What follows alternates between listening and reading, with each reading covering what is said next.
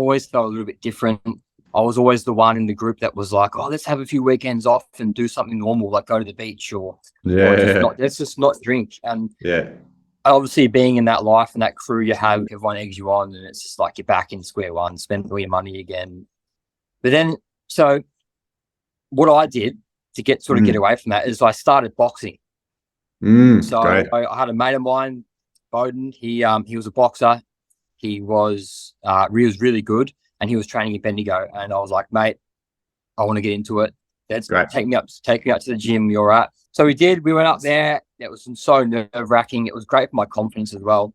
This was sweat and blood and just and small and hot. Like it was tiny, and it was this tin shed, middle of summer, and you're in there sparring, and you're sparring people that are way more experienced than you. So the confidence I built from that was incredible, and that was the confidence I needed to get away from that life, because I wasn't used to getting out of my comfort zone, because obviously, as you well know, Asher, we get stuck in that comfort zone where if you do anything that's unpredictable, that's very, I guess, threatening, or the ego sort of tries to bring you back into that comfort. But I pushed through that, and then I kept going to the gym. It was always nerve-wracking, and then I eventually started to get really good. I felt really good as well. I felt fit and I felt healthy.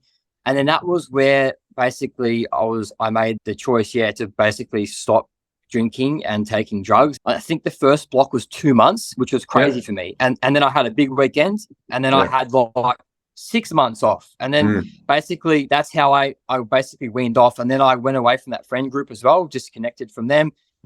Basically I was by myself. I didn't have any friends because I was come from that sort of group and lifestyle. And then I ended up mingling with some other people, and then I found another friend group that didn't do all that. And then that's where my journey basically started. And then I accidentally found Paul Check. So after I've sort of gone away from that group, I found Paul Check on YouTube. He speaks really intelligently. He's ripped, but he's really blokey and manly. He swears and he trains hard, and he tells people to pull their finger out of their bum.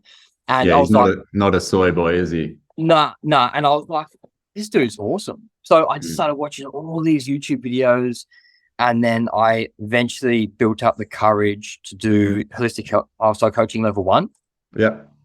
And that was huge to me, because all through my growing up, I couldn't read, I couldn't write, I couldn't spell. I would have helpers with me all through school.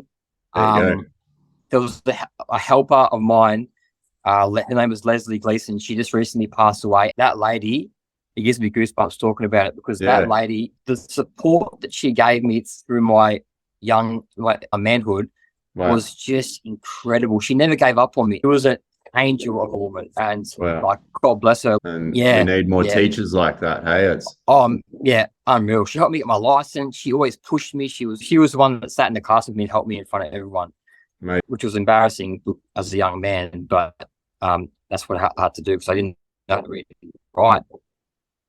I eventually built up the courage to do the check course, and which was huge for me, because I was like, I don't do courses, I don't read.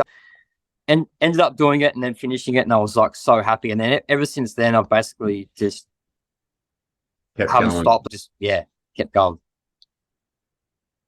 Such a hero's journey, man. And I think it's really important for blokes to have mentors, have people to support them, have the right teachers, and then also make the right choices. And, you know, this journey that you describe, I think, is something that a lot of country fellas who have ever tried to escape the confines of maybe the claustrophobic sort of country culture, which can be very centered around drinking and some sort of yeehaw type attitudes, that it can be real hard to break. And, you know, I'm back now in the country after 4 or 5 years away, and there's still the same blokes down at the pub sitting on that corner wasting their life away.